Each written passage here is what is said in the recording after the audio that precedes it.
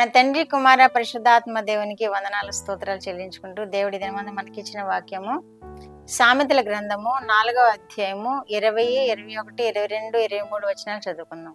నా కుమారుడా, నా మాటలను ఆలకింపుము, నా వాక్యములకు నీ చెవి యొగ్గుము. నీ కన్నుల ఎదుట నుండి వాటిని తొలగిపోనీయకుము. నీ హృదయమందు వాటిని భద్రం చేసుకునుము. దొరికిన వారికి అవి జీవమును, వారి సర్వ శరీరమునకు ఆరోగ్యమును ఇచ్చును. దేవుడి వాక్యం ద్వారా మనల్ని దీవించిన గాక. దేవుడు మనకి దినమందు ఈ వాక్యం ఇస్తున్నాడు.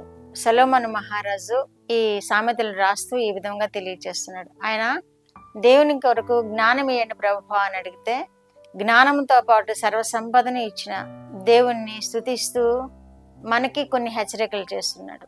నా కుమారుడా, మన తండ్రి అయిన దేవుడు సొలొమోను మహారాజు ద్వారా మనకి ఈ విషయాలు తెలియజేస్తున్నాడు. నా కుమారుడా, నా మాటలు ఆలకింపుము అంటున్నాడు. ఈయన సొలొమోను మహారాజు దేవునికి ఎంతో విజ్ఞాపన చేసేవాడు. ఎంతో ప్రార్థన చేసి ఆయన ఎంతో జ్ఞానాన్ని సంపాదించుకుని దేవుని యొక్క కృపలో ఎంతో ఐశ్వర్యము కలిగి ఆయన పాలన చేసిన విధానాన్ని మనం వాక్యాల్లో చూస్తున్నాం. కాబట్టి ఆయన అర్థం చేసుకున్నది ఏంటంటే దేవుని కృప చేత ఈ విధంగా మనకి హెచ్చరికలు చేస్తున్నాడు.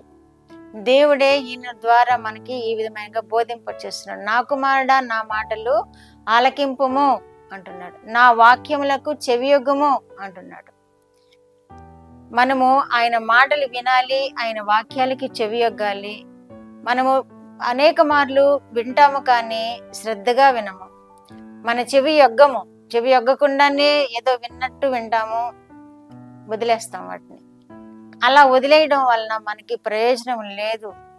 ఈ వాక్యం మనకు తెలియజేస్తుంది. నా మాటలు వినుము, నా మాటలకు చెవియొగ్గుము, నీ కన్నుల ఎదుట నుండి వాటిని తొలగిపోనీయకము అంటున్నాడు. కన్నుల ఎదుట నుండి ఎట్లా తొలగిపోతాయి? చెవితో వింటాము కదా, కన్నుల ఎదుట నుండి ఎలా తొలగిపోతాయి అంటే మనం వాక్యం చదవడం ద్వారా మన కన్నుల ఎదుట నుండి వాటిని తొలగనీయకము అంటున్నాడు. వాక్యాలు చదవాలి, మనం శ్రద్ధగా చదవాలి, వినాలి. వాక్యాలు మన చెవి యొగ్గి వినాలి, వాక్యము చదవాలి. అప్పుడు దేవుని యొక్క దీవెనలు మనం పొందుకుంటాం. ఇంకేమని చెప్తున్నాడంటే నీ కన్నుల ఎదుట నుండి వాటిని తొలగిపోనీయకము, నీ హృదయమందు వాటిని భద్రం చేసుకునుము అంటున్నాడు. మనం చెవి యొగ్గి వినాలి అంటున్నాడు.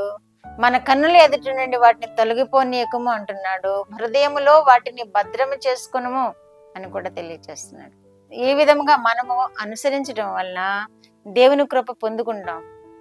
సొలొమోను మహారాజు ఎంత కృపను పొందుకున్నాడో మనము కూడా అంతే కృపను పొందుకుంటాం. జ్ఞానం పొందుకుంటాం, దేవుని యందు భయభక్తులు కలిగి ఉండటం నేర్చుకుంటాం, దేవుని యొక్క ఆశీర్వాదాలు పొందుకుంటాం. మనం ఎప్పుడు అంటే మనము శ్రద్ధగా వాక్యాలు వినినప్పుడు, మనము చెవియొగ్గి వినినప్పుడు, విన్న వాటిని మన హృదయంలో భద్రం చేసుకున్నప్పుడు, మన కన్నుల ఎదుటి నుండి వాటిని పోనీయకుండా అనుదినము వాక్య ధ్యానం చదువుతూ ఉన్నప్పుడు, మన హృదయంలో వాటిని నిలుపుదల చేసుకున్నప్పుడు దేవుడు ఏం చేస్తానంటున్నాడు? వారికి అవి జీవమును, వారికి సర్వ శరీరమునకు ఆరోగ్యమును ఇచ్చునంటున్నాడు. మనం వినడం వలన ఈ వాక్యాలు మనకి ఏం ప్రయోజనం కలుగుతాయంటే మనకి జీవము ఇస్తాయట, మనకి సర్వ శరీరమునకు ఆరోగ్యము కలుగు చేస్తాయట. ఎంత ధన్యకరమైన విషయాలు మనకు తెలియజేస్తున్నాడు దేవుడు ఇక్కడ. సొలొమోను మహారాజు ద్వారా దేవుడు మనకి ఈ విషయాలు తెలియజేస్తున్నాడు. వినుము, నా మాటలు వినుము, నా మాటలకు చెవియొగ్గుము, వాటిని నీ హృదయంలో భద్రం చేసుకునుము, నీ కన్నుల ఎదుట నుండి వాటిని తొలగిపోనీయకము. ఇవన్నీ మనం చేసినప్పుడు మనకేమవుతుందట? సర్వ శరీరమునకు ఆరోగ్యము కలుగుతుందట, మనకి జీవము కలుగుతుందట. జీవము కలుగుతుంది, సర్వ శరీరమునకు ఆరోగ్యము కలుగుతుంది అని మనం ఎంతో వీటి కోసం ఎదురు చూస్తూ ఉంటాం. జీవము కలగాలని, సర్వ శరీరమునకు ఆరోగ్యం కలగాలని మనం ఎదురు చూస్తూ ఉంటాం. ఎప్పుడు ఎదురు చూస్తూ ఉంటాము? ఎప్పుడు అవి నెరవేరబడుతున్నాయి మన జీవితాల్లో అంటే దేవుని వాక్యం అందు శ్రద్ధగా వినినప్పుడు, దాన్ని ధ్యానం చేసినప్పుడు, మన హృదయంలో భద్రం చేసుకున్నప్పుడు మన జీవమును అవి వృద్ధి చేస్తాయి. దేవునిలో మనకి ఆశీర్వాదాలు వృద్ధి చేస్తాయి, మన జీవమును పొడిగిస్తాయి, సర్వ శరీరమునకు ఆరోగ్యం కలుగు చేస్తాయి. నీ హృదయంలో నుండి జీవధారలు బయలుదేరును అంటున్నాడు. జీవధారలు మన హృదయంలో జీవధారలు ఎప్పుడు బయలుదేరుతున్నాయి? యేసుక్రీస్తు ప్రభు వారు కూడా నేనిచ్చు నీరు త్రాగువాడు మరన్నిటికీ దప్పుగనుడు, వానిలో నుండి బూరెడు నీటి బొగ్గగా ఉండునని తెలియజేశారు కదా. అలాగే ఈ వాక్యము యేసు ప్రభు వారు ఇచ్చే మాటలు ఏంటంటే వాక్యం, నీరు అంటే వాక్యమే. వాక్యమనే నీరు ఆయన ఇస్తారు. అది మన హృదయంలో జీవధారలుగా పుట్టిస్తుంది.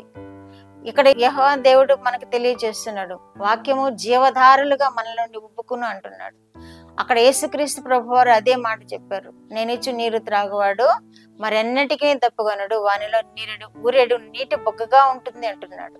ఈ జీవధారలు మన నిత్యము మన హృదయాల్లో ఊరినప్పుడు మన హృదయం సంతృప్తి కలుగుతుంది, మన జీవితాలు సంతృప్తి పరచబడతాయి, మనము నిత్యానందము కలిగిన వారముగా ఉంటాము, ఆరోగ్యము కలుగు చేస్తుంది, జీవము కలుగు చేస్తుంది. మన హృదయంలో నిత్యము ఊరెడి జీవజలముగా ఉంటుంది.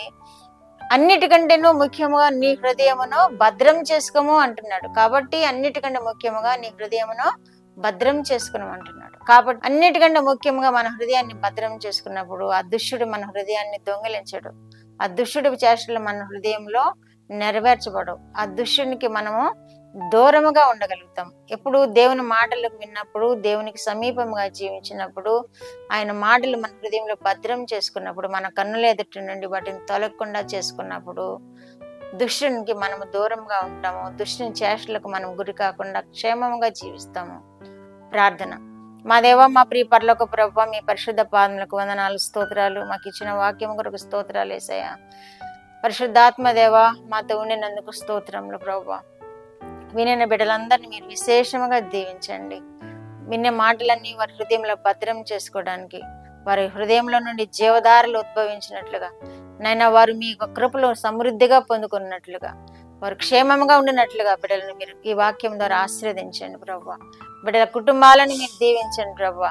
అవసరతలో ఉన్న బిడ్డలకు మీ క్షేమం దయచండి ప్రభువా. ప్రార్థన కోరిన బిడ్డలకు మీ కృపను క్షేమం దయచండి ప్రభువా. అవసరతలను తీర్చండి ప్రభువా. మీ యొక్క కృపాక్షేమములు ఈ బిడ్డలందరితో ఉంచి మహిమ పొందమని యేసుక్రీస్తు వారి పేరిట మనవులు మీ పాదముల యొద్ద వేడుకుంటున్నాను పరమ తండ్రి. ఆమేన్.